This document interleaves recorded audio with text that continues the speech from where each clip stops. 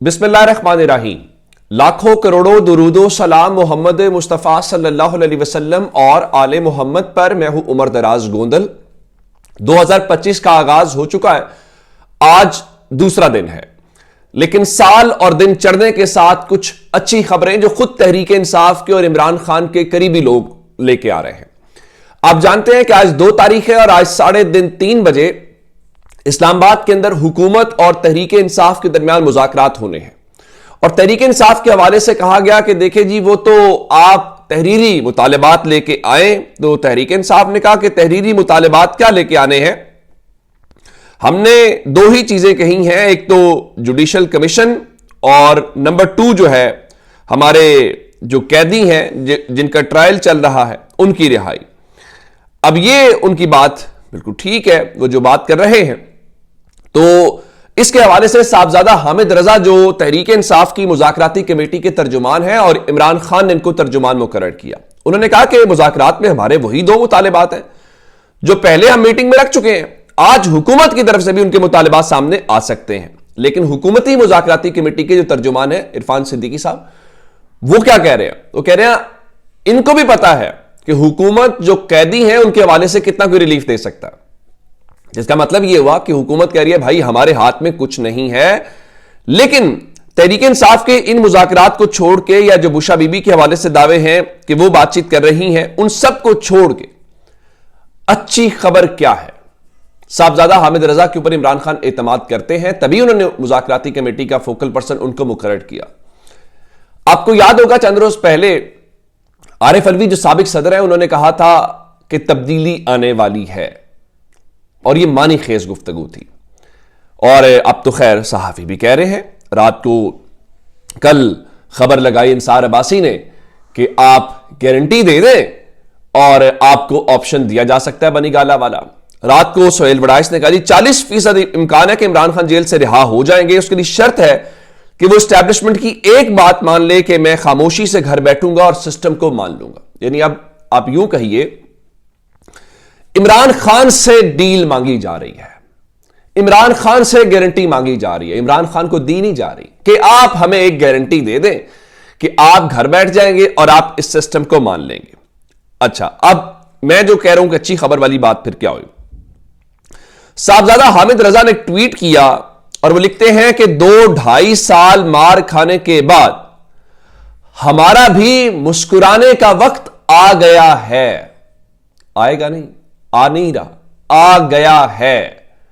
आखिर ऐसा तो कुछ है, कुछ तो है जिसकी पर्दादारी है कि इस किस्म की बातें पाकिस्तान तहरीक इंसाफ की जो क़यादत है, जो लीडरशिप है, वो कर रही है।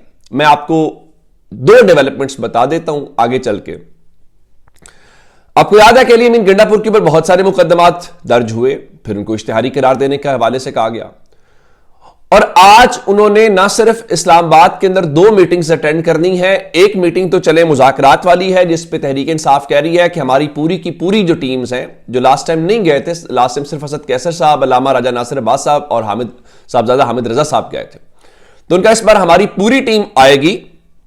तो पहली खबर सुन लीजिए ये, और दूसरी खबर यह है कि इस्लामाबाद के अंदर आज SIFC की जो एपेक्स कमेटी है उसका इजलास है, और अली अमीन गंडापुर जाहिर है कि उस SIFC की एपेक्स कमेटी में भी बैठते हैं बतौर चीफ मिनिस्टर खैबर पख्तूनख्वा। तो जनाब वहां पे भी उन्होंने जाना है। तो जो मैं आपको ये कह रहा हूं कि वो कह रहे हैं कि हमारे मुस्कुराने का वक्त आ गया है, तो हम कोई पैमाना भी तो रखेंगे ना कि कैसे ये हवा में कह देंगे जी इमरान खान रिहा हो गए, जी सब अच्छा हो गया। नहीं, ऐसा तो नहीं होगा ना। एक सेन ये है कि हम उसको एनालाइज करें, उसको देखें कि क्या ये चीजें ऐसी हो रही हैं। मैं उसको एक खबर आपको देना चाहता हूं, वो क्या, रावलपिंडी की इंसदादे दहशतगर्दी अदालत ने अली अमीन गंडापुर को इश्तिहारी करार देने की कार्रवाई कल अदम करार दे दी है, और उनके वारंट गिरफ्तारी भी अदालत ने मनसूख कर दिए हैं। आप कल तो मुकदमात बना रहे थे, आप उनको इश्तिहारी करार दे रहे थे, आज मनसूख, कार्रवाई कल अदम, इसलिए कि मुज़ाकरात में शामिल होना है, इसलिए कि एपेक्स कमेटी में जाना है। नहीं, इसको सादा लफ्जों में कॉन्फिडेंस बिल्डिंग मेजर्स कहते हैं। अब हुकूमत तो हमें चढ़ाएगी कि क्या हो रहा है। फिर आपको कहूंगा इन मुज़ाकरात को छोड़ के इन पे नहीं रहना जो हुकूमत और अपोजिशन वाले हैं। और उधर अडयाला में भी आज फिर चूंकि जुमेरात है और मंगल और जुमेरात मुलाकातों के दिन भी होते हैं, तो इमरान खान की अहलिया बुशरा बीबी और उनके वकला जो हैं वो अडयाला जेल पहुंच गए हैं। और मजे की बात क्या है, बुशरा साहिबा मंगल को भी गई थी और मंगल की मुलाकात उनकी बताया गया था कॉन्फ्रेंस रूम में 1-on-1 मुलाकात करवाई गई थी। तो कल का दिन निकाल के बुध का आज जुमेरात को फिर वो मुलाकात के लिए आई हैं। और अब वो जो दावे किए जा रहे हैं कि वो वजीर आला हाउस से निकल के बगैर प्रोटोकॉल के गई और अब ये सारी चीजें, तो आप उससे अंदाजा लगा सकते हैं, उन डॉट्स को जोड़ा जा सकता है जो असल में हुकूमत की परेशानी है।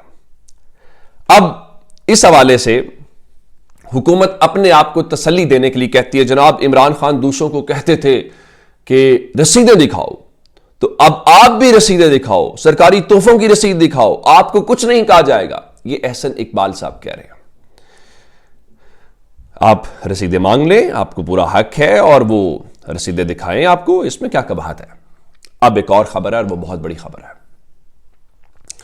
कल अंसार अब्बासी साहब ने एक स्टोरी लगाई और वो स्टोरी थी जनरल फैज हमीद से मुतल्लिक, और उसमें कहा गया कि फैसला आइंदा चंद हफ्तों में आ सकता है। फिर बताया गया क्या वो सुल्तानी गवाह इमरान खान के खिलाफ बन रहे हैं, तो उनके जो वकील मियां अली इशफाक साहब हैं उन्होंने कहा नहीं, ये चूंकि कार्रवाई ऑफिशियल सीक्रेट एक्ट के अंदर आती है तो मैं इसके ऊपर ज्यादा कमेंट नहीं दे सकता, और ये जेन्युइन बात थी।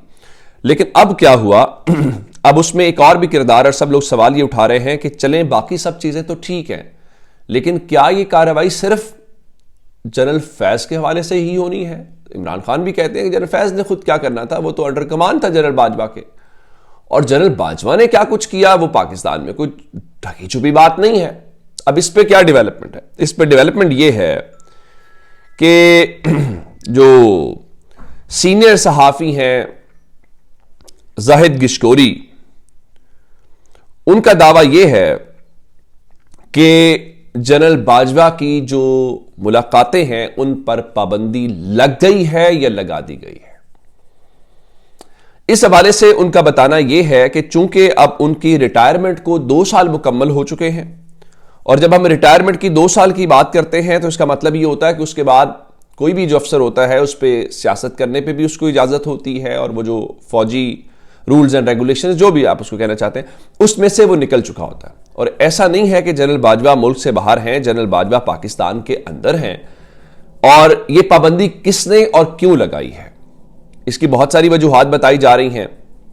इसको जोड़ा भी जा रहा है उनके मुताबिक जनरल फैज हमीद के ट्रायल, उनकी स्टेटमेंट उस हवाले से, और उन्होंने कहा कि चूंकि ये इम्कान है, जो जनरल फैज के वकील कह रहे हैं कि वो जिस की स्टेटमेंट रिकॉर्ड करवाना चाहेंगे तो वो रिकॉर्ड होगी, हो सकता है कि वो जनरल बाजवा का भी नाम दें। और फिर इस सारे सिनेरियो के अंदर अब चूंकि एक और डेवलपमेंट आजकल इन दिनों में चली है, और वो क्या थी, वो थी आप जानते हैं कि वो जो यहां सेटलमेंट का मामला था जी, कि या वो इमरान खान की पॉलिसी थी या फिर वो जनरल बाजवा और जनरल फैज की पॉलिसी थी। ये भी एक बहस चल रही है, क्या उस बहस से बचने के लिए ये सब किया गया है या ये वैसे ही उनका कोई अपना प्रोसीजरल मामला है। लेकिन ये मामूल की कार्रवाई नहीं है। इस मुल्क में सियासतदानों के ऊपर या उस तरह की चीजें होती हैं, वो फॉर्मर आर्मी चीफ हैं, अगर ये दुरुस्त है कि उनके ऊपर पाबंदी लगा दी गई है तो इट्स अ ह्यूज डेवलपमेंट। अपना बहुत सारा ख्याल रखिएगा। खुदा हाफिज।